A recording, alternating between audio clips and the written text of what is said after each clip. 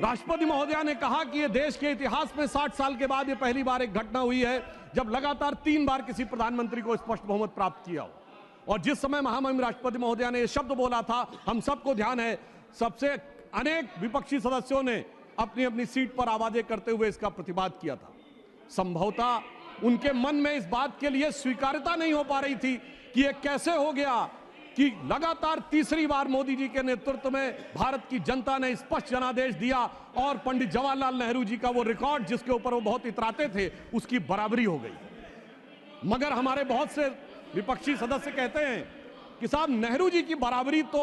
मोदी जी से नहीं हो सकती। तो सभापति महोदय, मैं आपके माध्यम से कहना चाहता हूं कि तीसरी बार मोदी जी चुन के आए हैं और ये मैं भी मानता हूं कि नेहरू जी और मोदी जी में बराबरी नहीं हो सकती, इसलिए तीसरी बार आने पे मैं सिर्फ 3 बिंदु दूंगा जिस पर हम मानते हैं कि नेहरू जी और मोदी जी की बराबरी नहीं हो सकती। नंबर 1,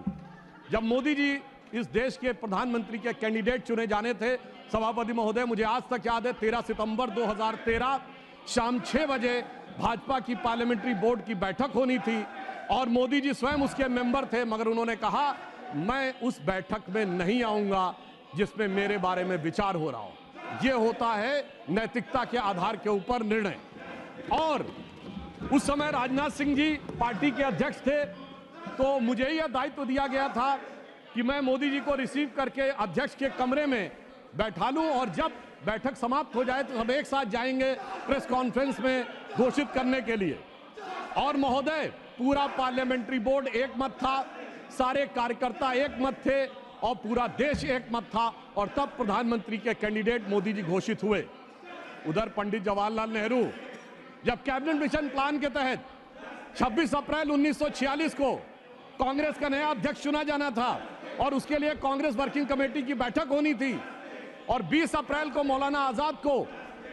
गांधी जी ने लेटर लिखा कि आप अपना नामांकन वापस ले लीजिए और मैं चाहता हूं कि नेहरू जी प्रधानमंत्री बने। परंतु इसके बावजूद उस बैठक के अंदर क्या हुआ, इसका रिकॉर्ड आचार्य कृपलानी ने अपनी किताब Gandhi his life and thought,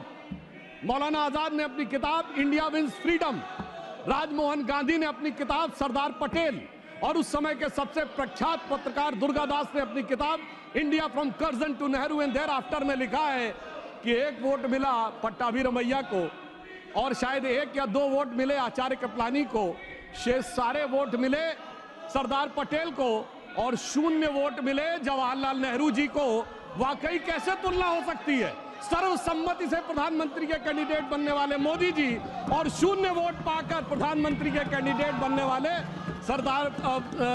हमारे नेहरू जी। एक वो नेता जिसको पूरे देश ने नेता माना, एक वो नेता जिसको उसकी पार्टी में किसी ने नेता नहीं माना। इसलिए वाकई तुलना नहीं हो सकती। बल्कि मैं तो कहना चाहूंगा, आज खड़गे जी अध्यक्ष बनना था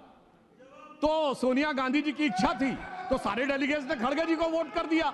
और शशि थरूर जी ने नामांकन वापस कर लिया। उस समय गांधी जी की इच्छा के बावजूद किसी ने नेहरू जी को वोट नहीं किया, तो मैं कह सकता हूं आज खड़गे जी की स्थिति उस समय के नेहरू जी से बेहतर है। अब मैं दूसरा बिंदु कहना चाहता हूं कि इसमें वाकई प्रधानमंत्री श्री नरेंद्र मोदी जी